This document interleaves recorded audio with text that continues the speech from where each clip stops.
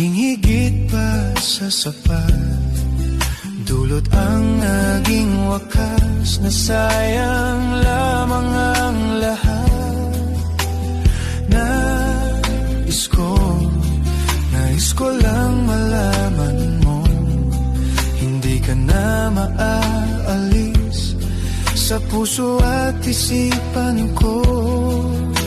Ano bang gagawin? Puso ba'y dapat sundin? Di ko na kayang tiisin ang sugat ng damdamin. Paalam na, hindi na babalik, hindi na babalik. Lalayo na lang kahit na masaktan, ang puso ay pagbibigyan. Paalam na, hindi na babalik,